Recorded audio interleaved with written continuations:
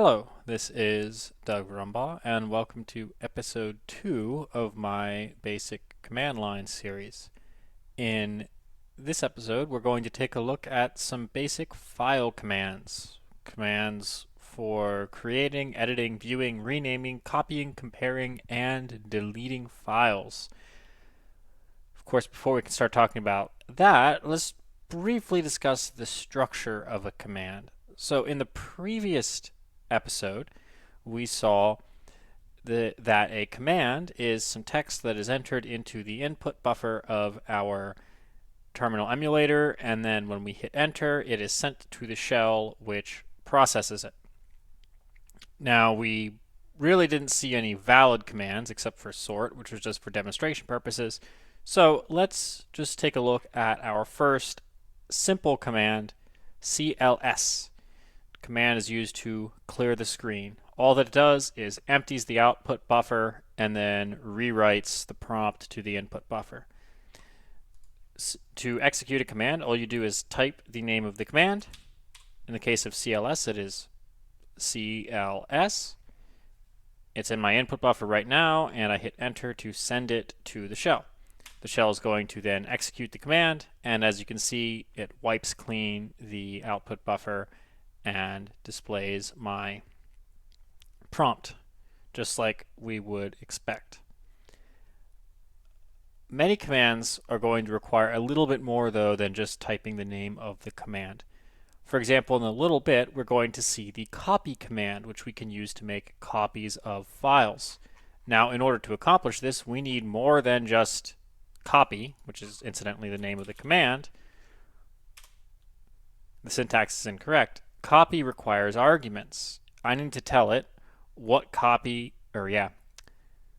need to tell it what file I'm copying and what I would like to call the copy. These inputs are what are called arguments.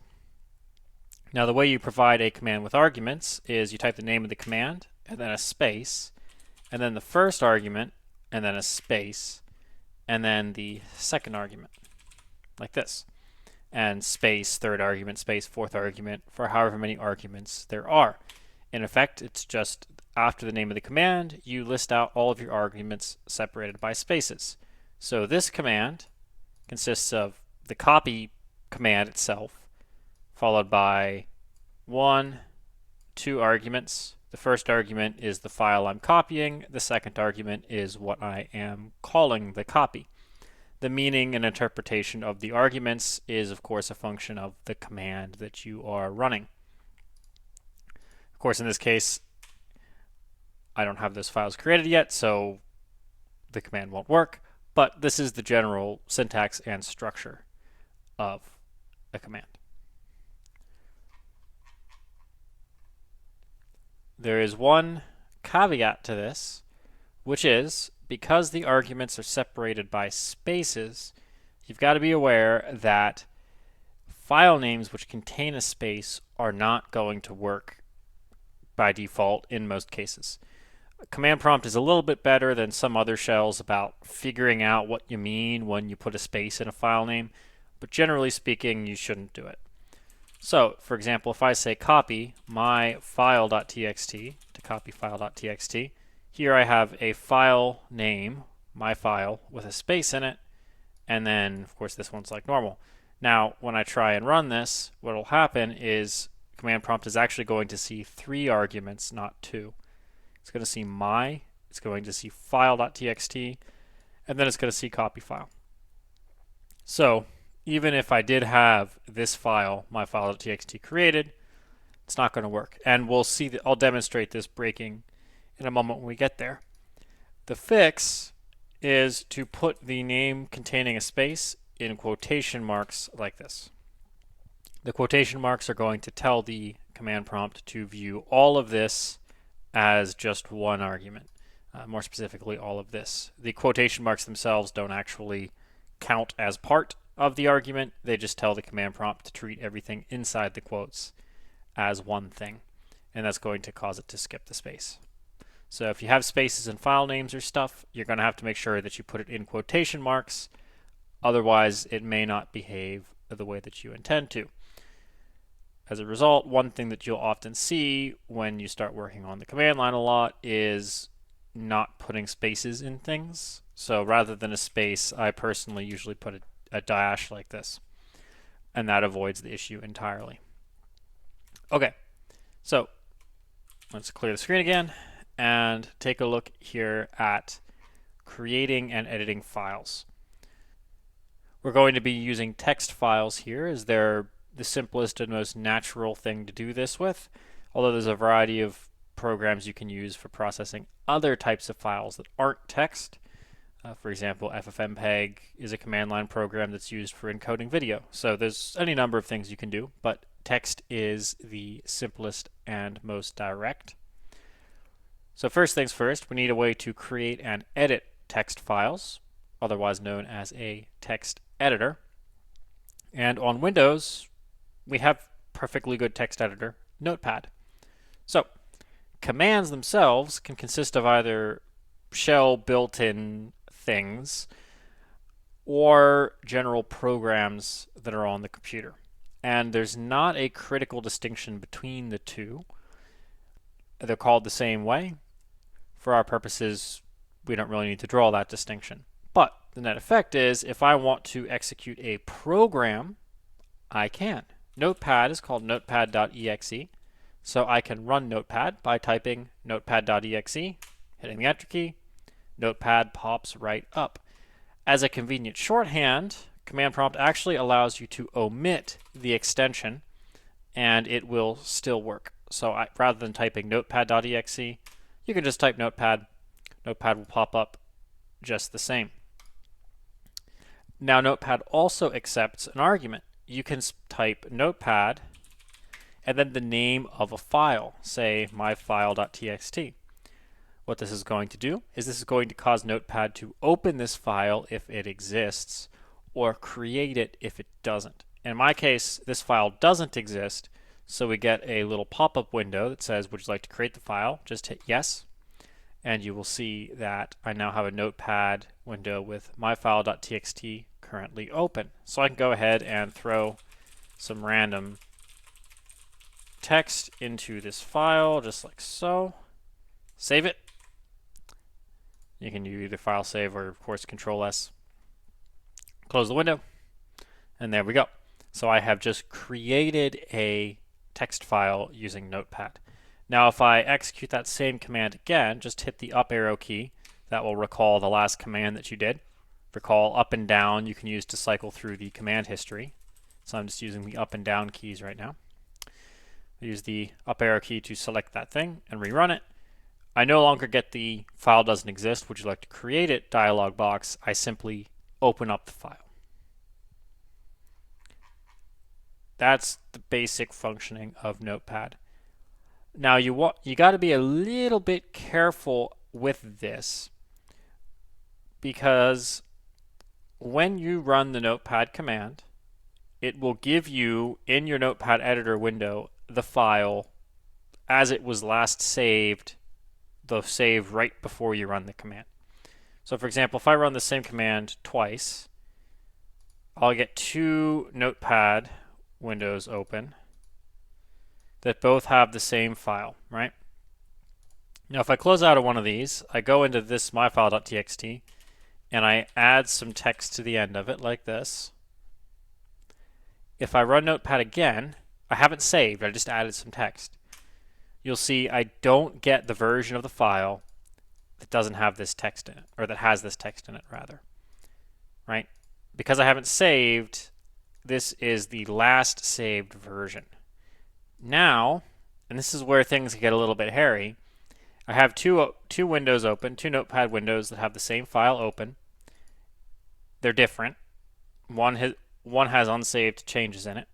If I save these changes now, notice this one here hasn't updated. It still is static whatever it was whenever I opened it. So if I run Notepad again, you'll see I have the most recently saved version with the some text added.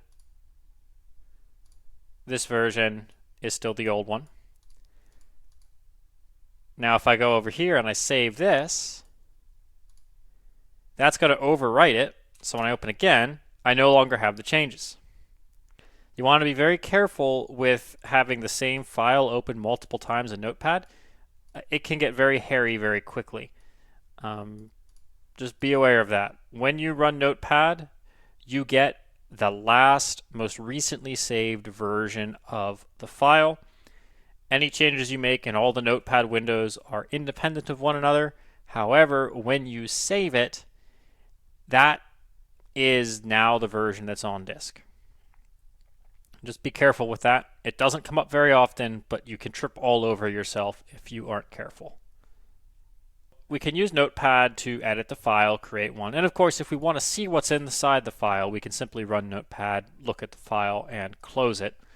There is, however, a useful command for just seeing the contents of a file on the terminal without needing to open it up in a text editor or anything, and that command is called type. So if I type the word type followed by the name of the file,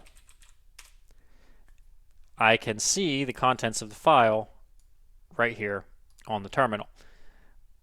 I can't edit the file, I can only look at it, but if all you want to do is see inside, you don't need to actually change it. Type is a fairly good way of doing it without having to open up any other windows or what have you. It's a fairly useful program. Now, if you try and call type on a file that doesn't exist, you're just going to get an error. The system cannot find the file specified. Another thing that you can do is you can rename the file. So let's go ahead and rename myfile.txt to contain a space in the name, my space file. The way that you rename is by using the move command. You can think of this as moving the file from an old name to a new name, as well as moving files from one directory to another. Directories are going to be the topic of the next video, of course. So move accepts two arguments, the current name of the file and the new name of the file. So I want to rename myfile.txt to the name with a space. Remember, if there's a space, you have to put it in quotation marks. So we have just moved the file. We can verify the move by using type. If I type myfile.txt, you can see the system cannot find it any longer because I've renamed it. However, if I type myfile.txt, the system can find it. So that is the move command. We can also try typing myfile.txt just like this without the quotation marks, and we should get the system cannot find the file specified. You'll note that it actually threw two errors. It tried to display my, and then it tried to display file.txt. The type program can be used to display multiple files back to back, and so the interpretation here is that the type command saw two arguments. It interpreted this as me asking it to show the contents of my followed by the contents of file.txt, and it could find neither. Remember, spaces separate arguments. If you got a space in your file name, you're going to have to put it in quotation marks like this for it to work. What about copying a file? Well, I showed you the copy command earlier. The copy command is going to accept the name of the original file followed by the name of the copy. So we type copy, the name of the file. Again, it has a space, so quotation marks, and then a copy.txt. You'll see it said one file is copied, and what this thing did is it left the original file as it was, so I can go ahead and type that guy out, and you'll see it is unchanged. But it created a copy at a copy.txt, which is identical, contains the same contents. Now these two files are different. So for example, if I edit myfile.txt and add some stuff to it, like that, if I come back here and type a copy, you'll see a copy is unchanged. My file has the new stuff. Right, so it creates a one-time copy, and then after that the two files are separate. You can edit them independently. Very useful if you are working on a document and you want to maintain like a version history or something, you can copy it, make some changes in the copy, and then you have both the original and the modified version, and you can revert back if you need to. Obviously, there are better ways of doing that, but copy is a good makeshift tool for that sort of thing. Quite useful when you're programming. Let's go ahead and set my file back to the way that it was.